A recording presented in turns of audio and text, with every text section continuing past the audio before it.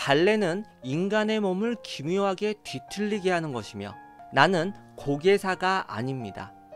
발레 슈즈를 신지 않은 맨발로 타이즈도 입지 않은 채 반나체의 복장으로 자유롭게 무대 위를 뛰어다니며 속박되지 않는 그 무용을 선보인 그녀. 미국의 무용수이자 자유무용을 창시하여 현대무용의 어머니라고 불리우는 이사도라 덩컨이 남긴 말이라고 합니다.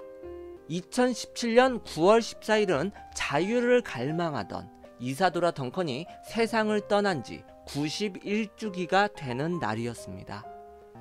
수많은 편견과 비난에도 굴복하지 않고 영화와도 같은 인생을 살았으며 그녀의 마지막 모습 역시 비극적으로 마무리가 되면서 근 1세기가 지나가는 지금까지도 우리에게 회자되고 있습니다. 이사도라는 1878년 5월 27일 미국 샌프란시스코에서 4남매 중 막내로 태어났습니다. 소중한 생명이 태어나면 축복을 받아 마땅하거늘 하필이면 그때 부유한 은행가였던 아버지가 파산을 맞이하게 되며 그녀의 가족들은 경제적으로 매우 어려운 시기였다고 합니다. 돈을 날려버리게 되었던 은행의 고객들은 시위를 벌이며 그녀의 집으로 돌진했고 덩컨 은행의 파산은 수많은 노동자들의 꿈을 빼앗은 사건으로 당시 크나큰 화제가 되었다고 합니다. 그 충격 때문인지 이사도라의 부모님은 이혼을 선택했고 여기에는 아버지가 처녀와 바람이 나서 모녀를 버렸다는 이야기도 있다고 합니다. 그녀는 다른 형제 자매들과 함께 어머니와 살게 되었습니다. 그 가난 때문에 어린 이사도라는 어머니와 함께 손수짠 빨간 망토와 모자를 쓰고 마을을 돌아다니며 물건을 팔며 그 고단한 삶을 영위해야만 했습니다. 비록 궁핍한 생활이었지만 그녀의 어머니는 깨우친 여성이었습니다. 예술과 문학을 사랑했기에 자녀들이 잠들 무렵 매일 밤 시와 글을 읽어주며 꿈을 키워주었다고 합니다. 이런 어머니의 교육을 통해 어린 이사도라에게 가장 큰 영향을 미친 시는 휘트먼의 나 자신의 노래라는 시였다고 합니다. 나는 나를 찬양하고 나를 노래하리라. 그리고 내가 취하는 것을 그대도 취할 것이다. 이 구절을 이사도라는 가장 좋아하여 자신의 모티브로 세웠으며 수시로 되뇌이곤 했다고 합니다. 그렇기 때문에 그녀가 살았던 그 당시 남녀 차별이 심했던 그 시대에서 프리마돈나가 되어 당당히 무대를 활기치지는 않았나 이런 생각을 해봅니다. 그리고 훗날 이사도라가 남긴 명언이라고 합니다. 어린 아이들을 고통받게 놔두는 한 이 세상에 참된 사랑은 없다. 여기에서도 그녀가 어렸을 때 어머니로부터 받은 교육의 영향을 우리가 알아볼 수가 있는 거죠. 어쨌든 말씀드린 것처럼 훗날 이사도라 스스로도 자신은 학교 교육을 통해 배운 것은 없었으며 어머니에게 많은 영향을 받았다고 인터뷰를 통해 말했다 전해지고 있습니다. 그녀는 10살 무렵 학교를 그만두게 되었으며 집 근처 숲속과 샌프란시스코의 드넓은 해변을 뛰어다니며 자유롭게 춤을 추었습니다. 옷을 벗어던지고 나체의 몸으로 자연 속에서 혼연일체가 되어 어떠한 것에도 얽매이지 않고 그 춤을 추면서 그녀는 자신이 추구하는 삶의 방향을 깨달을 수 있었습니다. 이사도라는 고전 발레를 배운 적은 있었으나 제약이 많고 기교를 구사해야만 하는 그 프레임과는 전혀 맞지가 않았다고 합니다. 인공적인 기법의 무용에 의문감을 품고 독학으로 춤을 추며 더욱더 자연과 자유를 추구하게 되었다고 합니다. 시간이 흘러 1899년 22살이 된 그녀는 시카고에서 무용수로 데뷔하게 되었습니다. 무대에 처음 올랐을 때 이사도라는 발레 슈즈를 신지 않은 맨발에 거의 나체에 가까운 복장이었다고 전해지고 있습니다. 그 복장의 가벼운 만큼 그녀의 무용 역시 마찬가지였습니다. 기교적이고 엄격한 형식을 갖추고 있던 고전 발레가 아닌 자유롭고 개성적인 표현력을 강조했다고 해요. 여러분들, 처음 접하는 무언가에 기존 기득권층들의 반발력은 클 수밖에 없었겠죠. 더군다나 오래된 전통을 지켜오던 예술업계는 그 충격이 심할 수밖에 없었다는 생각을 해봅니다. 처음 그녀의 춤사위를 본 관객들은 이를 충격적으로 받아들였고 이사도라에게 비웃음, 조소를 보내고 말았습니다. 이때 당시 미국은 유럽에 대한 문화적 컴플렉스로 가득 차 있었기 때문에 더 유럽적인 것을 고수하는 문화적 보수주의가 팽배했던 시기였다고 합니다. 그러기에 당시 사람들은 발레도 아니고 전통 무용도 아닌 이사도라의 무용을 인정하지 않았던, 아니 인정하기 싫었던 것이었다고 합니다. 발레만이 최고의 무용이라고 생각했던 사람들에게 그녀의 춤과 의상은 낯설음, 그 이상의 충격이었던 것이었습니다. 기대를 했던 이사도라 역시 그런 관객들의 반응에 크게 실망할 수밖에 없었습니다. 자신이 추구하는 그 자유로운 무용이 받아들여지지 않는 차가운 모습에 회의감을 느끼고 이 가난한 삼류 무용수 이사도라는 가축 수송선을 타고 유럽으로 건너가게 되었습니다. 프랑스 파리에서 그녀의 독특한 무용을 선보이게 되었는데요.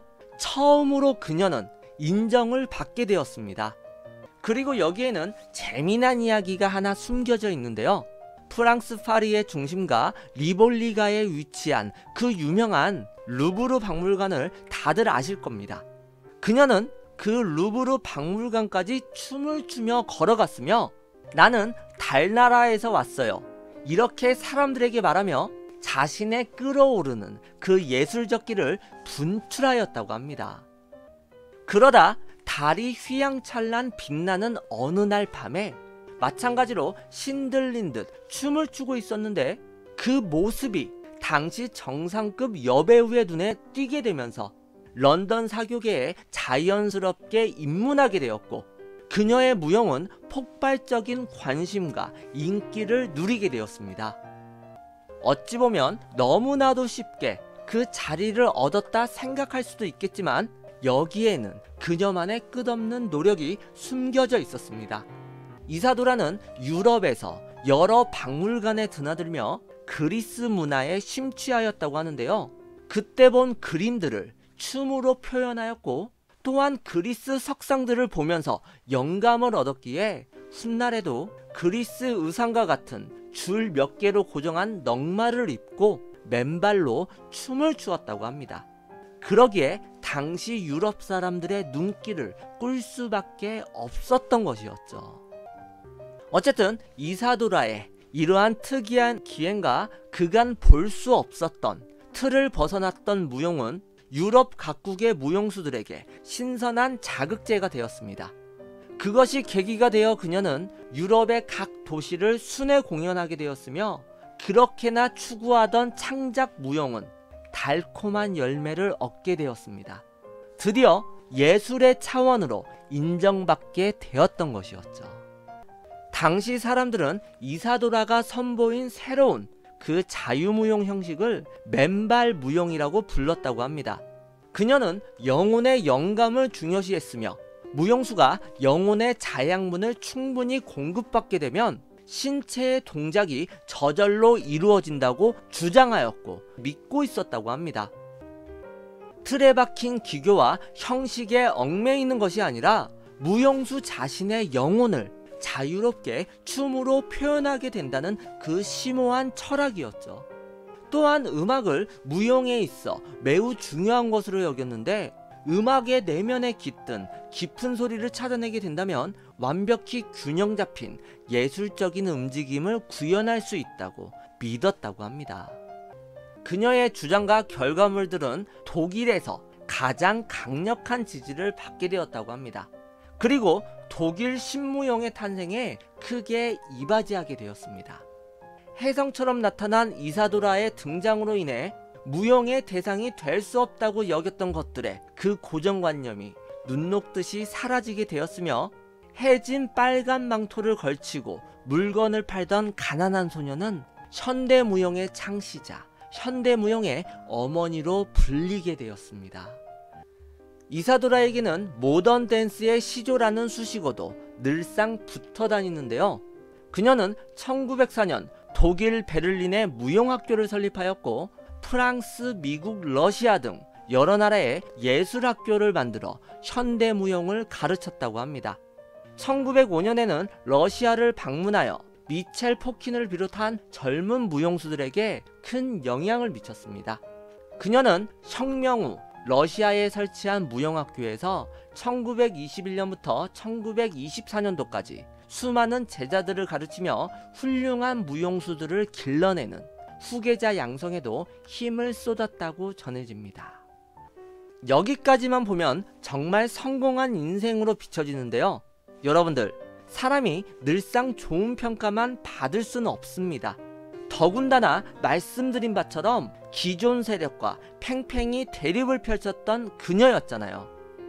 이사도라를 향한 찬사가 이어졌지만 한편에서는 비난의 여론도 만만치 않았습니다.